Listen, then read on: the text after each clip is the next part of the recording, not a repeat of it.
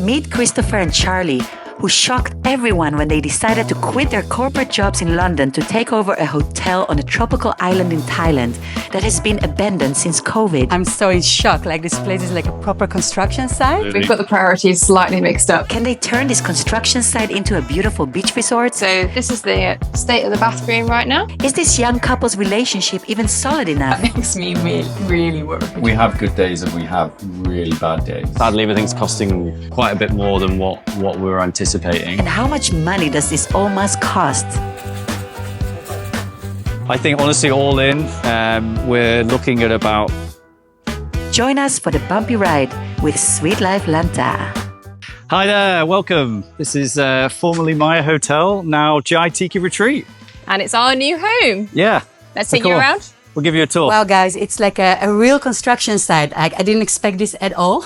Yeah, this used to be called Maya Hotel, but it sadly got hit by COVID, like a lot of places, completely shut down. And it's just been derelict, sat here, just collecting a lot of dust and rust. Must have been about 7, 8 years ago now. I had what people would classify as a perfect life. I had a wife, had 2 sausage dogs called Bert and Ernie, had a good job, paid well, lived in suburbia and lived what most people would think is the perfect life. But just before I was going to bed one day, I felt something. A week later, it turned out to be cancer. As you can see, the electrics, whilst are technically working, they need a lot of retouching, reworking. What do we always say about mess? Mess equals progress. Luckily had it removed, but it just completely psychologically, I don't want to say changed me. I think it reverted me back to how I was when I was younger. And this is the reception.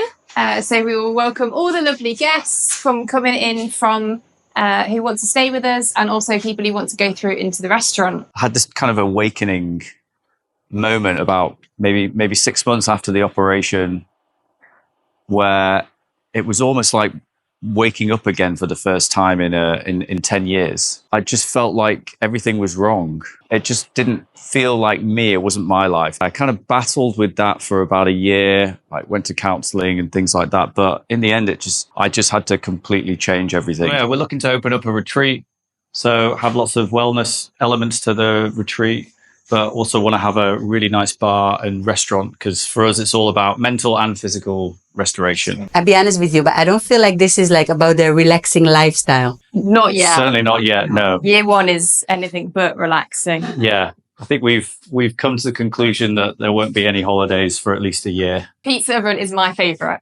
Yeah. Mind your head. Definitely a love for Charlie. It's so fun that you guys already have like the pizza stuff ready. Yeah, absolutely. Yeah, we've got the priorities slightly mixed up, but the pizza oven is going to be the star of the restaurant menu. Sadly, I broke up with my wife. I'm happy that things are still really amicable with us, but just the life just wasn't my life. It wasn't what I was put on this earth for. As you can see, the restaurant's a really nice big size. Very rustic looking right now. Yeah, very, very rustic. You know, I was put on this earth to be surrounded by people, making people happy. So I've dreamed for many, many years to have a cocktail bar on the beach. I'm an ex-bartender, used to make a lot of cocktails. Doesn't look much at the moment. There's no ceiling, there's a lot of holes. There's a lot of leaks coming through there, but we're hoping to get all those touched up. So that's where the dream of owning a cocktail bar on the beach, which I've had since like 16, that's when it's first turned into okay, this can't be a dream anymore. I have to make it a reality. All of the ceilings have been taken out because, They fell out. we have seen some termites. So for safety, you just have to take everything out. And the rooms, let's call them a work in progress. Well, I'm so in shock. Like this place is like a proper construction site. I'm not sure these guys know what is waiting for them, because it's a lot of work, guys. I'm really... Yeah, I'd say most people are pretty nervous for us. Yeah, but we're ambitious. This is generically the state of all the rooms right now. The ceilings have all had to get ripped down because most of them were falling down. So this is the state of the bathroom right now. Probably don't want to go in it too far. Don't know what you'll find. I started wanting the normal life. I wanted a house. I wanted 2 dogs. I wanted a corporate job. And I wanted to work hard and play hard. And I did that for 4 or 5 years. And then I realized it wasn't really play hard. It was just work hard. It wasn't what I wanted. So then I tried to balance my life a bit more, and I went on a couple of yoga retreats. I went traveling around Southeast Asia. I wanted to be myself, and I didn't really know where I existed. So, sort of daydreaming, I decided that I wanted to have a place where people could be themselves, whether that's physical restoration, mental restoration, alcohol, no alcohol, like just be and be balanced. But it was also a daydream. It was a retirement plan. I was like, I'll do it when I have money, or I'll do it when I have time, or, it was never going to come to pass. But for now, while that's a bit cold or windy, we have the swimming pool. And then when I was working in Britvic, I met a guy called Chris, and he is so sunshine yellow. So about 2 months ago when we bought this place, the swimming pool was basically a wildlife pond. Yes. It had more leaves in it than the tree has leaves on it. And it had tadpoles, frogs, tadpoles, dead lizards. Everything. It was like black and scummy. It was really bad. Why Asia? Why here? When I was younger, I spent 6 years living in Hong Kong, and Charlie's also lived in Asia for a period of time. So we're really familiar with Asia, and we've spent a lot of time traveling around Southeast Asia as well. I think fundamentally, like Thailand, the culture is just the perfect balance for us. Like the people are really nice and friendly. The food's amazing, and the different herbs and fruits and vegetables and things that you can get here. And just has that nice balance between kind of healthy living, positivity, but then also fun. Yeah, it's a land of smiles. Land of We like smiles. that. And what about Thai language? Do you guys know any? Arroy means tasty. Good. We've learned about 5 words. Yeah, it's tricky, right? It's a It's very, hard. very complex language in terms of the sounds and the tones. It's very different to the English or European languages. So we need to We're struggling a bit. get into it. As a guest house owner myself and a person who lives in Thailand for a long time, like I really feel like it's not only that people really appreciate you speaking Thai, but it's also that they see you as one of them. So you start getting like real like fair prices for things, and people feel like you're part of the community, you know? Oh, Yeah. that sounds perfect. Yeah, we want to incorporate into the community and be a local. I really think that that italki would be a really good solution for you guys. So italki is a language platform where you can learn the language of your choice online with a native speaker one-on-one. You can have like your own special Right. program tailored to your needs. So we can learn how to talk to our chef, for example. Exactly. And lessons can be really cheap. It starts with like $5. So like for Wow, 200 okay. baht, you can Okay. already have a lesson. And also what I like about this app is that you pay as you go. So when you take a class, you can just pay for the class. So you don't need to have like a subscription or invest anything from the start. Oh, okay, fantastic. Right? So in the time that you are very busy in high season, you don't have time to take many lessons. Yeah. And then when it's low season and when you have more time, you can schedule like more lessons. Another benefit is that they have so many teachers. They have like 30,000 teachers online. And if you look for Thai language, they have like so many different teachers. So it means you can schedule the class anytime that fits your schedule. I didn't think I would like that online contact because I love to meet people face to face. Yeah. But with my teacher, like even though I've never met her before, I just feel like she's my good friend. วันหนึ่งก็แต่งก็ทุกคนแบบโอ้สวยอ่ะ ใช่แบบนี้เลยใช่ทุกคนก็จะสุดใจแบบโอ้ยทำไมวันนี้สวยจัง ใช่ And when I meet her, it's just like we are together in one room and having good time. Nice. So it doesn't even feel like I'm learning Thai, honestly. Oh, that's good. Yeah. Yeah. That's for me personally. I don't know if you're gonna feel the same way. Sign up to italki today and use my code LANTA24 to get an additional $5 on your first $10 credit. This discount is only available for the first 50 users. Find more details in the video description. When we bought it, I hadn't actually seen it at all. We looked at loads of places, but this was the only one I think where you hadn't actually physically seen been this here. one. I sent I you. found it online. You had videos and pictures and stuff. So yeah, it was a full leap of faith on your part. I remember one day I came back and there was a new girl that started, a girl called Charlie. And I remember when she first walked in, there was just this like aura. It was almost like this light, just this positive energy. It was really bizarre. It just kind of really took me back. I'd never really seen anything like that. I was like, oh wow, like what? Who is this person? But we're in separate teams. We kind of knew each other a little bit at the time. I was obviously going through a lot of stuff. I'd been promoted as well, so I was just super busy and very, you know, had all these internal stresses of what am I doing with my life. And then we ended up working together. I was actually her manager, so I got a different job and became her manager for a bit. So we got to know each other properly then, and became friends.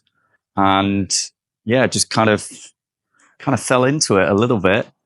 But I guess that's when the dream kind of took a different dynamic. We started talking about this idea, and the sunshine yellow in him and the sunshine yellow in me. And then it just kind of blossomed and came this much, much bigger plan than either of us had ever anticipated. I think quite quickly we started talking about things, and we just brainstormed ideas, and Charlie just seemed really up for it. So it's like, okay, right, now I've got a wingman. I've got someone with me who's up for it as well. And we sort of talked about it with some family members and friends, and they were like, oh, you can't do that. You don't have the money, or it's too far, or you don't have the commitment, or, you know, you should live in the normal life. Like, I had a good life.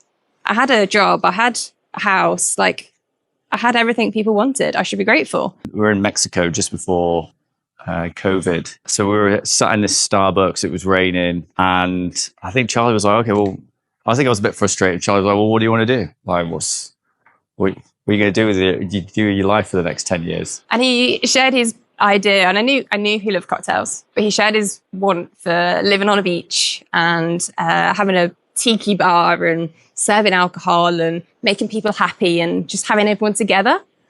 I was like, oh yeah, let's do that, and then let's do this, and then he was like, oh, if we do this, we'll do this, and then this back of this Starbucks receipt that we had got bigger and bigger with the list of things that we're going to do, and it all kind of matched. So she started drawing out this picture of what this place could be. And I'm quite a visual person, so when I saw it, I was like, oh wow, yeah, like that's it. That's what we need to do. So we created this 3-phase plan. Phase 1 was save as much money as possible. Phase 2 was get to Southeast Asia. And then phase 3 was, once we're in Asia, we need to find the perfect spot. We are currently in phase 3 of 3. Our days are long. We're up at 6:30. Cup of tea in the morning, a little bit of admin. We do a bit of searching for stuff on Lazada, purchasing. Generally get about 15 deliveries in a day. That's fun because they ring, they speak in Thai. We're buying everything online. Well, if we can't get to... Most, yeah. We've got a few local suppliers for various bits and pieces like the furniture. We speak to the builders, make sure that they're all on task, and then DIY for hours and hours and hours. Painting, plumbing. Mopping up a lot of floods. We try and stop for breakfast. That's normally ends up being at like 12, 1 o'clock because we get into a flow. And then we're too exhausted to do any more, but we find the energy to go back out and do more DIY. And then we have lunch around about 4. Oh, the cat. Lots of feeding the cat, who follows us everywhere. At least once a week, we get to do something that's outside of the retreat. So recently it's been trips to Krabi to try and get the visas sorted, driving license sorted, picking up a new car and going to the markets. So and then at the end of the night, after all said and done, we lie in bed and just watch our feet pulsate because we've just been on our feet all day. So you're just exhausted. And then we try and plan for the next day, don't we? We try and do it all again. Yeah. We look at the list and go, yep, didn't do half of those things. Got distracted. Roll over to the next day and then add a few more things and then sleep. You guys now have this dream for many years already, and finally this is phase 3. You're making it happen. It must do something to your relationship as well. I think we're stronger now than we've ever been, and I think we're in a really good spot because we are doing what we wanted together, and we've committed to it. We've jumped in the deep end, and now we're helping each other get through it and get to the other side. And we kind of talked about it before when we were in Malaysia. Do we jump in because it's scary as anything, or do we just get back to England and have a very nice normal life with kids and a house and a dog or whatever? And we said we'd regret not trying it, so we'd rather do everything, and maybe it doesn't go perfect, but we'd rather do that than go back home and live in the shadow of not trying the dream. Because we're now working 100% day in, day out with each other, but it's on something like our dream and we want it to succeed. I think as a result, we try a lot harder in our relationship to come to compromises, see each other's viewpoints. Obviously, sometimes when I'm a little bit tired and cranky, that doesn't always materialize. But yeah, other than that, I think we do. Coming here and seeing this like major project, I can imagine there will be struggles, right? That would just be part of the process. But I think you guys are handling it like really well. Yeah, I mean, Impressed. we have good days and we have really bad days. I remember the first week that we got back here, a load of things went wrong, and I just turned around to Charlie and was like, "Okay, I'm genuinely worried that this is a mistake, and we're not going to be able to do this." I was proper panicking, and I think that's the first time that you've seen me not be 100% sure, because normally I'm the worried. Yeah, normally you're worried. When I see you worried, that makes me really, really worried. Yeah, because that's your gauge, right? If I'm not worried, you know that even though that you're worried, it's okay because I'm okay. But then when you see me not okay, then you know that shit's got real and there's a concern. Yeah. And yeah, that first week was a bit scary. But ever since then, like even though when the bad stuff hits, you get a period of feeling very disheartened, but I still always have deep down that together we'll get it, we'll make it work. I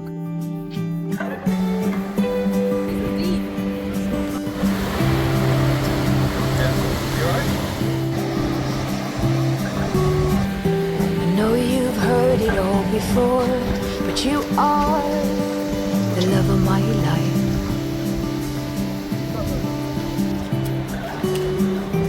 Knew when you came through the door that you are the love of my life.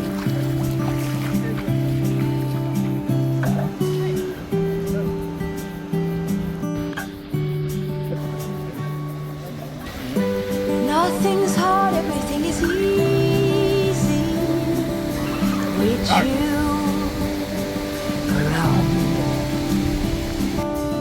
What I love about Charlie, she has a infectious smile. She has a phenomenal ability to cheer me up and to look at the better things in life. Chris is absolutely amazing because he is himself. There is no trying to be someone else or trying to show himself in a different light. What you see is what you get. And he is just so energetic. Whatever he does, it's 100% passion. If he wants to make someone a cocktail, he won't just make them a cocktail, he will make them the best cocktail they've ever had. And whenever you have an idea, it's always that plus something else. There are certain problems that I'll have and I just can't see a way through it or how to fix it. And Charlie's got this unique brain that just like will solve it in the most bizarre way that I would just never even think of. And I really love that about her. It's always energy coming from it. And I think it's so nice that someone else has got the determination and the push and the drive that makes you just makes you enriched with like life. Like you want to live. Like I don't just want a normal life anymore.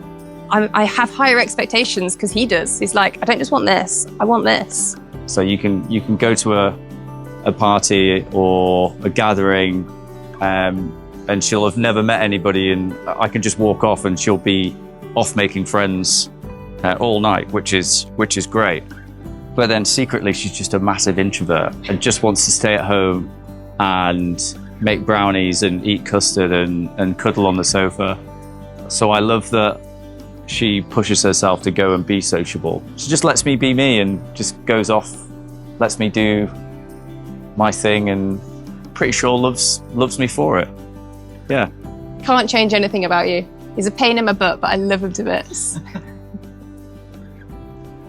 So let's talk about the struggles of opening. Oh yeah. How long have you got? On the beach, on a beautiful Thai island. I mean, you set it up nicely because obviously it is a beautiful Thai island, but it does have its drawbacks. The biggest one for us is this place hasn't been open since COVID. So everything takes longer than you think.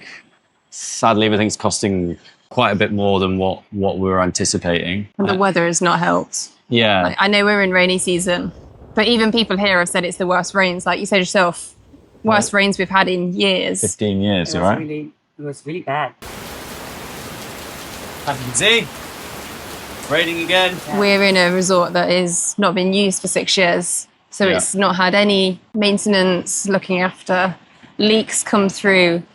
New holes every day. You fix one leak and then it comes through a different hole. And then the leak might, damage another piece of furniture or something. And Yeah. it gets a bit tiring sometimes. To the side of the retreat between our house and our retreat and next door, there's a big drainage channel. And I don't know if you can see. This is the first big rain, first time I've seen it. Look at how much water there is. That is normally empty. And if you look really close, next door is completely flooded. Like completely. I'm going to quickly give you a better view. Look at that. Unbelievable. What the hell? Do you see the size of that lizard? Look. Oh my God. Living in paradise. Yeah, was it something like you anticipated from the start or not to that extent? It's a tricky one. I mean, we're so kind of inspirational yellow in our mindset. So we always have everything with rose tinted glasses and it's all going to be okay. I think we thought there was going to be more forward steps and less backward steps. If I feel your energy, you guys are like super positive, super like cute together, but also quite inexperienced, So Oh, yeah. it's like this is a major project. Yeah.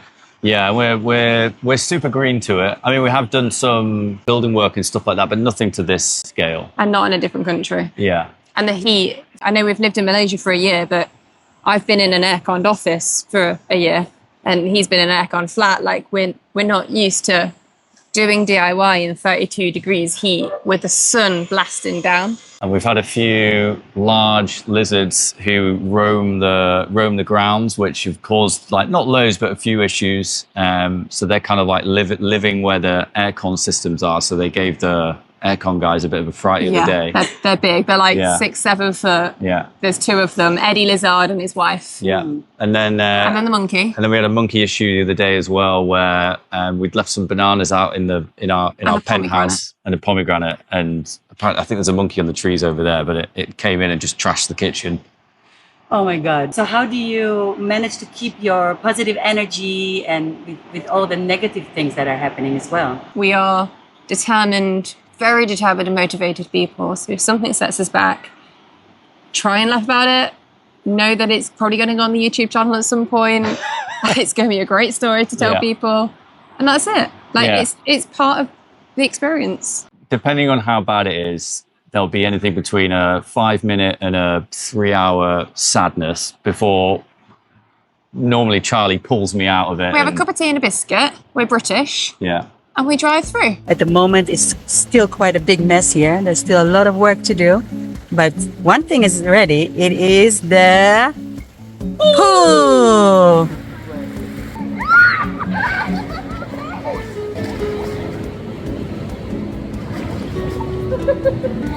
Jaitiki is in 2 parts.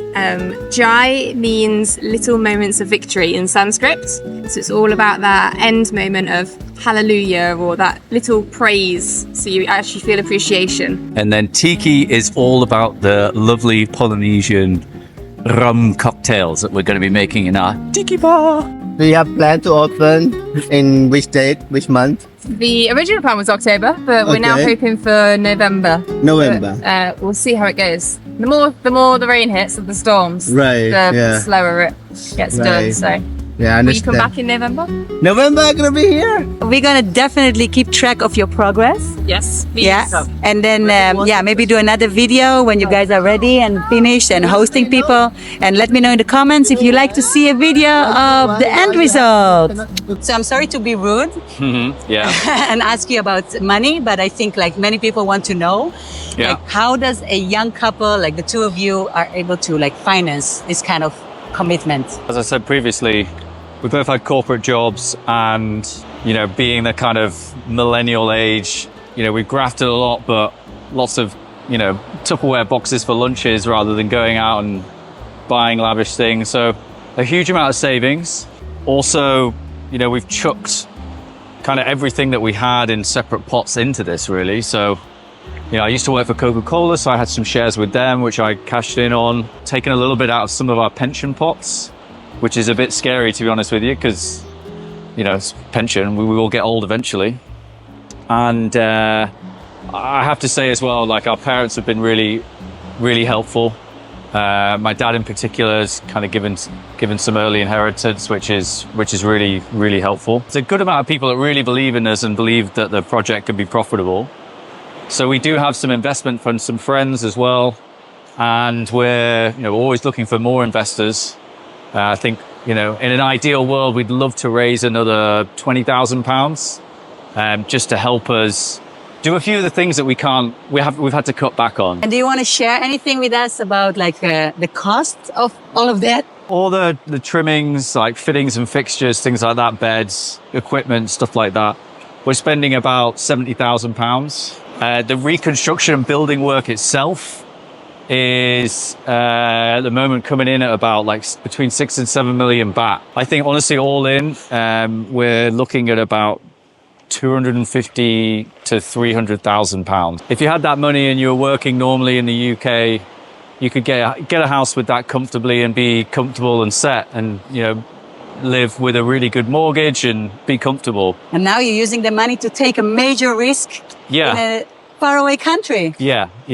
And, you know, and there's like the odd loans there as well, and credit cards and things like that. So it's not like if this doesn't work, we can just go, oh, okay, it's no problem. Like, we'll owe people money. Right. And the place, you know, we're leasing the land off the landlord. So that's 30,000 each year. So if we don't make that money back this year, then we're in real trouble. So yeah, all the more reason why it's so important we're trying to get this place open for the high season, because if we don't make the money in the high season, we just won't have money to pay rent. And then maybe if we just scrape the rent, we've still got 6 months before the next high season we have to live, right? We are all wishing you luck and hope that you guys gonna be very successful. Thank you. That's for sure. Me too.